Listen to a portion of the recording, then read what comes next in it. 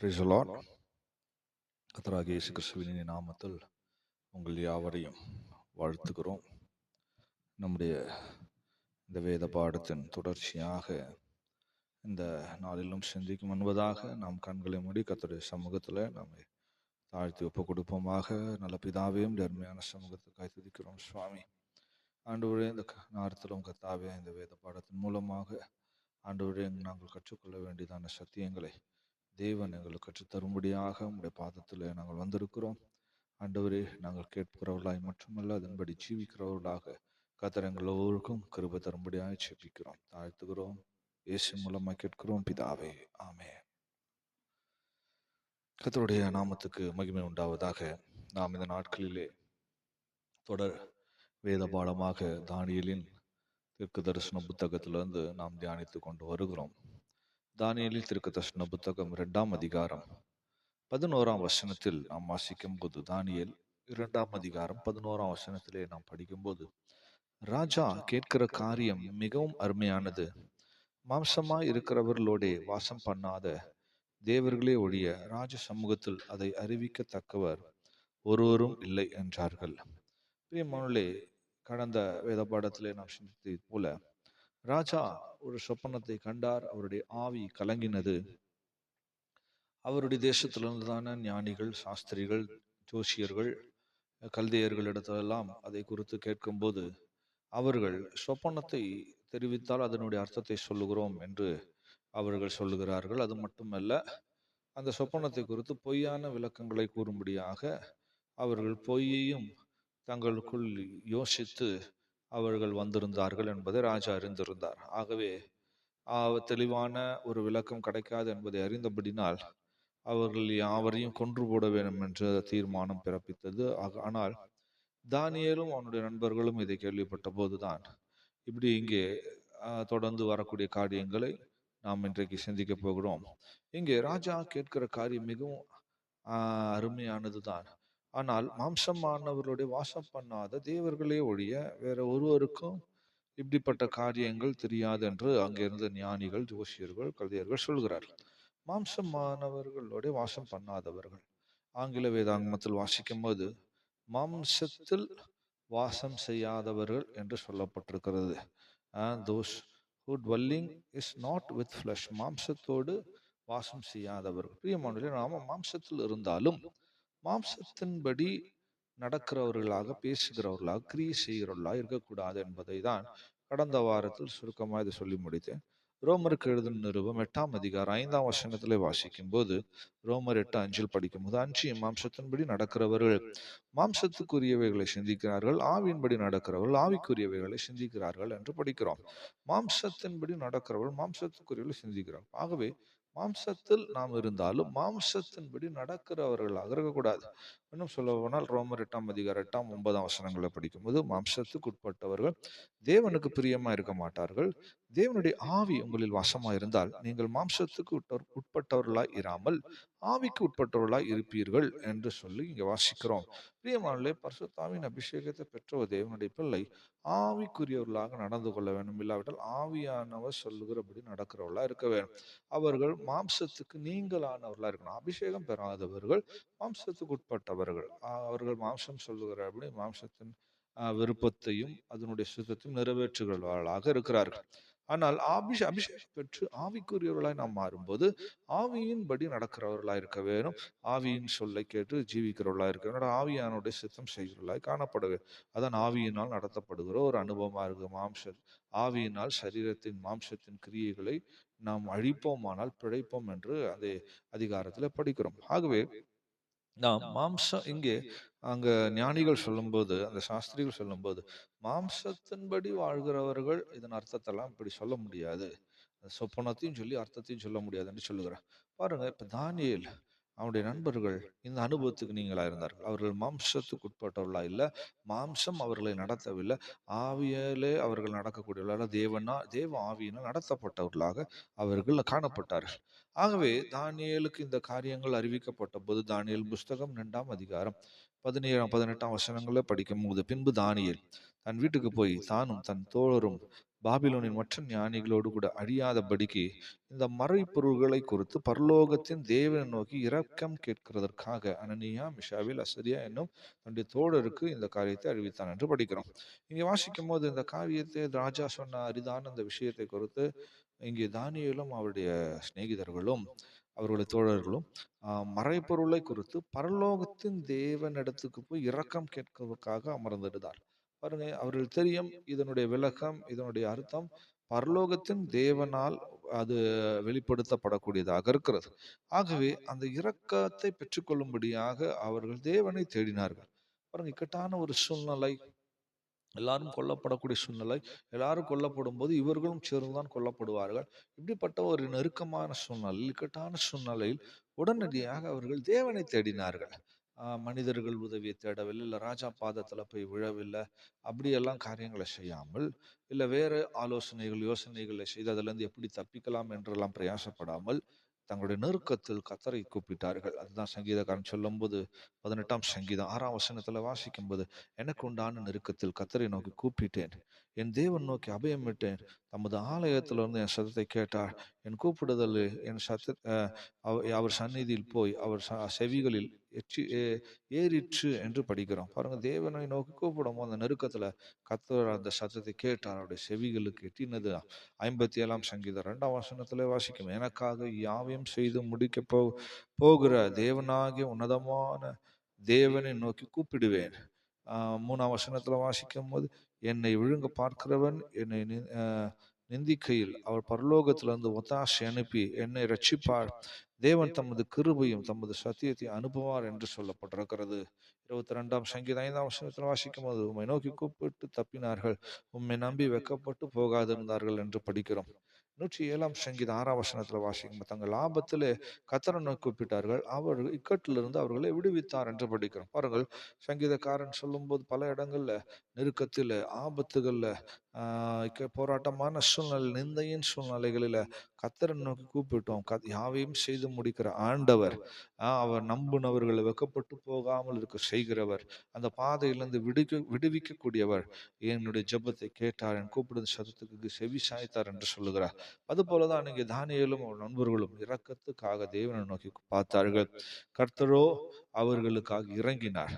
அதுதான் தானியேலின் புஸ்தகம் 2ஆம் அதிகாரம் 19ஆம் வசனத்துல வாசிக்கும் போது, பின்பு ராக்காலத்தில் தரிசனத்தில் தானியேலுக்கு மறைபொருள் வெளிப்பட்டது, அப்போது தானியேல் பரலோக தேவனை ஸ்தோத்தரித்தான் என்று படிக்கிறோம். பாருங்க, ராக்கால தரிசனத்தில் தேவன் மறைபொருளை வெளிப்படுத்தினார். தானியேல் 2ஆம் அதிகாரம் 22ஆம் வசனத்திலே வாசிக்கும் போது தானியேல் சொல்கிறார், அவரே ஆழமும் மறைபொருளும் ஆனதை வெளிப்படுத்துகிறவர், இருளில் இருக்கதை அவர் அறிவார், வெளிச்சம் அவரிடத்தில் தங்கும் என்று படிக்கிறோம். இங்கே தேவன் தான் அவைகளை வெளிப்படுத்தக்கூடியவர் என்கிற ஒரு தெளிவு அவருக்கு இருந்தது. ஆகவே இரக்கத்துக்காக தேவனை தேடினார், தப்பித்துக் கொள்ளும்படியாக பிரயாசப்படவில்லை. அது மாத்திரமல்ல, யோபு கூட சொல்லும்போது 33ஆம் அதிகாரம் 16ஆம் வசனத்தில் சொல்லும்போது, அவர் ராக்காலத்து தரிசனமான சொப்பனத்தில் மனுஷனுடைய செவிக்கு தாம் செய்யும் காரியத்தை வெளிப்படுத்துகிறார் என்று படிக்கிறோம். ஆகவே தேவன் செய்கிற காரியங்களை தம்முடைய பிள்ளைகளுக்கு ஆண்டவர் அவரை தேடும் போது, ராக்காலத்தில் அவரை நோக்கி பார்க்கும்போது, ஜெபத்தில் அவர் முகத்தை தேடும்போது அதை அவர் வெளிப்படுத்தக்கூடியவராக இருக்கிறார். அதுதான் கொலோசியர்ல கூட அப்போஸ்தலனாகிய பவுல் சொல்லும்போது 1ஆம் அதிகாரம் 25ஆம் வசனத்துல படிக்கும்போது, கொலோசியர் 1:25 வாசிக்கும் போது, ஆதி காலங்களுக்கும் தலைமுறை தலைமுறைகளுக்கும் மறைவாய் இருந்தது, இப்பொழுது அவருடைய பரிசுத்தவான்களுக்கு வெளியாக்கப்பட்ட ரகசியமாகிய தேவ வசனத்தை பூரணமாய் தெரியப்படுத்துகிறதற்கு என்று படிக்கிறோம். ஆதி காலங்களிலிருந்து தலைமுறை தலைமுறையாய் மறைவா இருந்த விஷயங்களை, சத்தியங்களை, வெளிப்படுத்தல்களை ஆண்டவர் இன்றைக்கு பரிசுத்தவான்களுக்கு அதை வெளிப்படுத்தி அந்த ரகசியங்களை ஆண்டவர் தெரியப்படுத்தக்கூடியவராக இருக்கிறார். ஆகவே தேவனுக்கு முன்பதாக நாம் பரிசுத்தவான்களாய் ஜீவிக்கும் போது தேவன் சகல ரகசியங்களை, மறைபொருளை வெளிப்படுத்துகிறவராக இருக்கிறார்.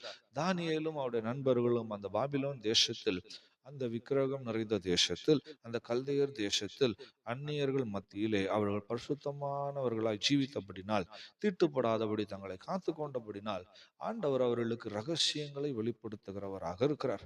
அதுதான் வெளிப்படுத்தின விசேஷம் 2ஆம் அதிகாரம் 17ஆம் வசனத்துல வாசிக்கும் போது, ஜெயம் கொள்ளுகிறவன் எவனோ, நான் மறைவான மன்னாவை அவனுக்கு புசிக்க கொடுப்பேன் என்று சொல்லுகிறார். பாருங்க, ஜெயம் கொள்ளுகிறவர்களுக்கு தான் மறைவான மன்னா தேவன் தருகிறார். மன்னா என்று சொல்லும்போது தேவனுடைய வசனத்தை காட்டுகிறது. ஆகவே மற்றவர்களுக்கு சாதாரண மன்னா கிடைத்தாலும் ஜெயம் கொள்ளுகிறவர்களுக்கு தான் மறைவான மன்னாவை தேவன் தருகிறார். ஸோ சாதாரணமான சத்தியங்களை ஆண்டவர் அவர்கள் வெளிப்படுத்துகிறார். ஆழமான உபதேசங்களை, சத்தியங்களை ஆண்டவர் வெளிப்படுத்தி தந்து அந்த மறைவான மன்னாவை புசிக்க கொடுக்கிறார். அவர்கள் புசிப்பது மட்டும் இல்லாமல் மற்றவர்களுக்கும் அவர்கள் கொடுக்கக்கூடியவர்களாக இருக்கிறார்கள். ஆகவே அப்படிப்பட்ட பரிசுத்தவான்களாய் ஜெயம் செய்கிறவர்களாய் இருக்கும் போதுதான் தேவ ரகசியங்கள், மறைபொருள்கள் நமக்கு வெளிப்படக்கூடியதாக இருக்கிறது. ஆகவே இங்கே ராஜாவின் காரியத்தை, இந்த சொப்பனத்தை குறித்து படிக்கும் போது தானியேல் புஸ்தகம் 2ஆம் அதிகாரம் 28ஆம் வசனத்திலே வாசிக்கும் போது, மறைபொருள்களை வெளிப்படுத்துகிற பரலோகத்தில் இருக்கிற தேவன் கடைசி நாட்களில் சம்பவிப்பதை ராஜாவாகி நேபுகாத் நேச்சாருக்கு தெரிவித்தார் என்று இங்கே தானியேல் சொல்லுகிறார். கடைசி நாட்களில் சம்பவிக்க போகிறதை இங்கே ராஜாவுக்கு தேவன் தெரியப்படுத்தியிருக்கிறார். பாருங்கள், அந்த புறஜாதிகளின் ராஜா தான் அவன். ரட்சிக்கப்படாத, தேவனை அறியாத ஒரு மனிதனாக இருந்தான். அவர்கள் தேவனுடைய ஜனங்கள் அல்ல, இஸ்ரவேலர் அல்ல, இல்லாவிட்டால் யூதர்கள் அல்ல, அவர்கள் பாபிலோனியர் ராஜா தான். ஆனால் கடைசி நாட்களில் சம்பவிக்க போகிறதை தேவன் அவருக்கு வெளிப்படுத்தினார். ஒரு புறஜாதியான ஒரு மனுஷனுக்கே தேவன் கடைசி நாட்களில் சம்பவிக்க போகிறதை வெளிப்படுத்துவாரானால், அப்ப தேவனுடைய பிள்ளைகளுக்கு எந்த அளவுக்கு அதை குறித்த வெளிப்பாடு ஆண்டவர் தருவார். இனி கூட உலகத்தில் இருக்கிற மனிதர்கள் இது கடைசி காலம், உலகம் அழிய போகிறது என்றெல்லாம் அறிவுள்ளவர்களாக இருக்கிறார்கள். அதுக்கான கிரியைகளை செய்கிறார்கள், அதுக்கான கண்டுபிடிப்புகளை கண்டுபிடித்து எச்சரிக்கிறார்கள். ஆனால் தேவனுடைய பிள்ளைகளுக்கு இன்னைக்கு அப்படிப்பட்ட தரிசனங்கள் குறைஞ்சு கொண்டே இருக்கிறது. ஆகவே கடைசி நாட்கள் இது என்பதை அறியாதவர்களாக, விளங்காதவர்களாக அந்த தரிசனம் இழந்து போனவர்களாய் காணப்படுகிறார். நன்றாய் விளங்கிக் கொள்ள வேண்டும். தேவனுடைய பிள்ளைகளுக்கு தான் கடைசி நாட்களை குறித்த ஒரு நல்ல தெளிவு, அறிவு, புரிந்து கொள்ளுதல் காணப்பட வேண்டும். இந்த கடைசி நாட்கள் என்பதை குறித்துதான ஒரு வெளிப்படுத்தலை வேதாகமம் நமக்கு சொல்லிக் கொடுக்கிறது. கடைசி நாட்கள் எப்படிப்பட்டதாக இருக்கும், இல்லாட்டா எதை வைத்து கடைசி நாட்கள் என்பதை புரிந்து கொள்ள முடியும். முதலாவது கடைசி நாட்களின் அறிகுறி என்று சொல்லும் போது 1 யோவான் 2ஆம் அதிகாரம் 18ஆம் வசனத்தில் படிக்கும் போது எங்க யோவான் அப்பா சொல்லுகிறார், பிள்ளைகளே, இது கடைசி காலமா இருக்கிறது. அந்தி கிறிஸ்து வருகிறான் என்று நீங்கள் கேள்விப்பட்டபடி இப்பொழுதும் அநேக அந்தி கிறிஸ்துகள் இருக்கிறார்கள். அதனாலே இது கடைசி காலம் என்று அறிகிறோம் என்று படிக்கிறோம். ஆகவே கடைசி காலம் என்று சொல்லும் போது அந்தி கிறிஸ்துகள் செயல்படக்கூடிய காலம். அந்தி கிறிஸ்துகள் இருக்கிறார்கள். ஒரு அந்தி கிறிஸ்து அல்ல, இங்கே சொல்லும் போது அந்தி கிறிஸ்துகள் கல் இருக்கிறார்கள் என்று பன்மையில சொல்லுகிறார். யார் அந்த அந்தி கிறிஸ்து என்று அவரே சொல்லும் போது 1 யோவான் 2ஆம் அதிகாரம் 22ஆம் வசனத்துல சொல்லும் போது, இயேசுவை கிறிஸ்து அல்ல என்று மறுதலிக்கிறவனே அல்லாமல் வேற யார் பொய்யன், பிதாவையும் குமாரனையும் மறுதலிக்கிறவனே அந்தி கிறிஸ்து என்று படிக்கிறோம். பாருங்கள், ஆண்டவராக இயேசு கிறிஸ்துவையும் பிதாவானவரையும் மறுதலிக்கிறவன் தான் அந்தி கிறிஸ்து. இன்றைக்கு யாரெல்லாம் இயேசுவை மறுதலிக்கிறார்களோ, இயேசுவை இல்லை என்று சொல்லுகிறார்களோ, இயேசுவை விட்டு விலகிறார்கள், அப்படிப்பட்டவர்களே அந்தி கிறிஸ்துவாக காணப்படுகிறார்கள். 1 யோவான் 4ஆம் அதிகாரம் 3ஆம் வசனத்துல வாசிக்கும் போது, மாம்சத்தில் வந்த இயேசு கிறிஸ்துவை அறிக்கை பண்ணாத எந்த ஆவியும் தேவனால் உண்டானதல்ல. வருமென்று நீங்கள் கேள்விப்பட்ட அந்தி கிறிஸ்துவினுடைய ஆவி அதுவே, அது இப்போதும் உலகத்தில் இருக்கிறது. மாம்சத்தில் வந்த இயேசு கிறிஸ்துவை அறிக்கை பண்ணாத அநேக வஞ்சகர் உலகத்திலே தோன்றியிருக்கிறார்கள். இப்படிப்பட்டவனே வஞ்சகனும் அந்தி கிறிஸ்துவமாக இருக்கிறான் என்று படிக்கிறோம். பாருங்க, ஆண்டவராகிய இயேசு கிறிஸ்துவை அறிக்கை பண்ணாதவர்கள், அவருடைய நாமத்தை அறிக்கை பண்ணாதவர்கள், அவரை மறுதலிக்கிறவர்கள், இப்படிப்பட்டவர்களே தேவனுக்கு அந்தி கிறிஸ்துவாக இருக்கிறார்கள் என்று யோவான் அப்பா சொல்லுகிறார். ஆகவே இப்படிப்பட்ட அந்தி கிறிஸ்து வாழ்கிற, இல்லாவிட்டால் அந்தி கிறிஸ்துக்கள் வாழ்கிற காலகட்டத்துல நாம் இருக்கிறோம். ஆகவே கடைசி காலம் என்பதற்கு ஒரு தெளிவான அடையாளமாக அது இருக்கு. இன்னைக்கு அநேகர் ஆண்டவராக இயேசு கிறிஸ்து மறுதலிக்கிறவராக, அவருக்கு விரோதமாய் கிரியை செய்கிறவராக, சபைகளுக்கு விரோதமாக, தேவ ஜனங்களுக்கு விரோதமாய் கிரியை செய்கிறவர்களாக இருக்கிறார்கள். கர்த்தராகிய இயேசு கிறிஸ்துவின் நாமத்தை அறிக்கை பண்ணுவதற்கு யோசிக்கிறார்கள், தயங்குகிறார்கள், இயேசுவின் நாமத்தை மகிமைப்படுத்துகிறது இல்ல. அப்படிப்பட்டவர்கள் அந்தி கிறிஸ்துவின் ஆவி உடையவர்களாக இருக்கிறார்கள்.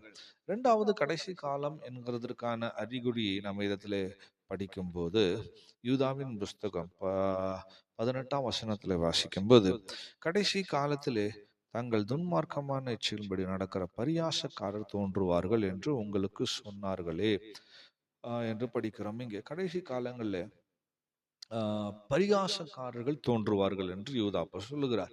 2 பேதுரு 3ஆம் அதிகாரம் 3ஆம் வசனத்துல வாசிக்கும் போது, முதலாவது நீங்கள் அறிய வேண்டியது என்னவெனில், கடைசி நாட்களில் பரியாசக்காரர் வந்து தங்கள் சுய இச்சைகளின்படி நடந்து, 4ஆம் வசனத்துல வாசிக்கும் போது, அவர் வருவார் என்று சொல்லுகிற வாக்குத்தத்தம் எங்கே?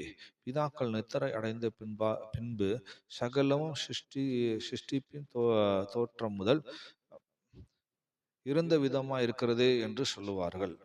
பரிகாசக்காரர்கள் தோன்றுவார்கள் என்று அப்போஸ்தலனாகிய பேதுருவும் அதை அவருடைய நிருபத்தில் சொல்லுகிறார். ஆக கடைசி காலம் என்பதை அறிந்து கொள்ளும்படி 2வது அடையாளம், பரிகாசக்காரர்கள் அதிகமாக காணப்படுவார்கள். பரிகாசக்காரர்கள் எழும்பி, இங்கே ஒரு முக்கியமான விஷயத்தை பேச சொல்ல, அவர் வருவார் என்று சொல்லுகிற வாக்குத்தத்தம். கர்த்தருடைய வருகையை குறித்த பரிகாசம் பண்ணுவார்கள். கர்த்தர் ஏன் வரல, இயேசு வருகிறார், நாங்கெல்லாம் போயிடுவோம்னு சொல்லிட்டு இருக்கிறீங்களே, உங்க பிதாக்களின் காலத்துல இருந்து இப்படி சொல்லிட்டு இருக்கிறீங்க, எல்லாரும் நித்திரை அடைந்து போயாச்சு, இன்னும் அது நடக்கலையே, ஒன்றும் சம்பவிக்கவில்லையே என்று சொல்லி கிறிஸ்துவின் வருகையை பற்றியும் வாக்குத்தத்தம் நிறைவேறுதலை குறித்தும் பரிகாசம் பண்ணுவார்கள். இது சபைகளுக்குள்ளும் உண்டு, சபைக்கு வெளியிலும் உண்டு. இப்படிப்பட்டவர்கள் எழும்பி பரிகாசம் பண்ணுகிற காலகட்டத்திலே தான் நாம் இருக்கிறோம். ஆகவே தான் இதை கடைசி காலங்கள் என்று நாம் சொல்லுகிறோம். 3ஆவதாக கடைசி நாட்களில் காலங்களினுடைய அடையாளம் என்று சொல்லும்போது 2 தீமோத்தேயு 3ஆம் அதிகாரம் முதல் 5 வசனத்திலே படிக்கும்போது, அங்கே அப்போஸ்தலனாகிய பவுல் தீமோத்தேயுக்கு எழுதும்போது தெளிவாய் எழுதுகிறார்.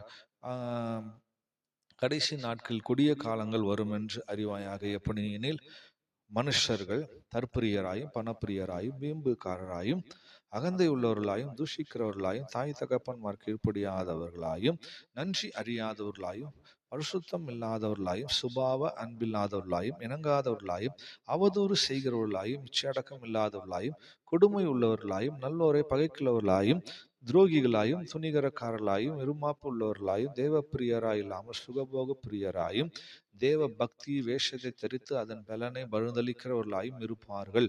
இப்படிப்பட்டவர்களை நீ விட்டு விலகு என்று அப்போஸ்தலனாகிய பவுல் தீமோத்தேயுக்கு அங்கே எழுதுகிறார். கிட்டத்தட்ட 19 விதமான மோசமான சுபாவங்கள் மனிதர்களுக்குள்ளே உண்டாகும் என்று சொல்லுகிறார். விவிதமான இந்த துன்மார்க்கமான இப்படிப்பட்டதான இந்த 19 விதமான சுபாவங்கள் மனிதர்களுக்குள்ளே தோன்றி இதுவே கடைசி காலத்தின் அடையாளம் என்பதை வெளிப்படுத்துகிறது. ஆகவே அங்கே சொல்லப்பட்டிருக்கிறபடி அநேகர் தற்பிரியர்களாக தங்களை தாங்களே மட்டும் நேசிக்கிறவர்களாக இருப்பார்கள். பணப்பிரியர்களாக பணத்துக்காக ஓடுகிற பிரயாசப்படுவர்களாக இருக்கிறார்கள். வீம்புக்காரர்களாக அகந்தைகளாக மற்றவர்களை தூஷிக்கிறவர்களாக தாய் தகப்பன்மார்கள் கீழ்ப்படியாதவர்களாக நன்றி அறியாதவர்களாக இவ்விதமாக இங்கு சொல்லப்பட்டிருக்கிற ஒரு சுபாவங்களும் இன்றைக்கு மனிதர்களுக்குள்ள வெளிப்பட்டு கொண்டிருக்கிறது. ஆகவே இதுவே கடைசி நாட்களினுடைய ஒரு அடையாளமாக முக்கியமான அடையாளமாக இருக்கிறது.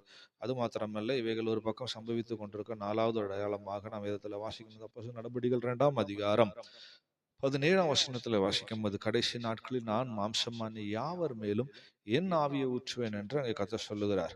ஆகவே இது ஒரு முக்கியமான அடையாளமாக உலகத்தின் ஜனங்கள் மத்தியில, தேவனுடைய பிள்ளைகள் மத்தியில, சபைகளின் மத்தியில ஆண்டவர் செய்கிற கிரியைகளாக இருக்கிறது.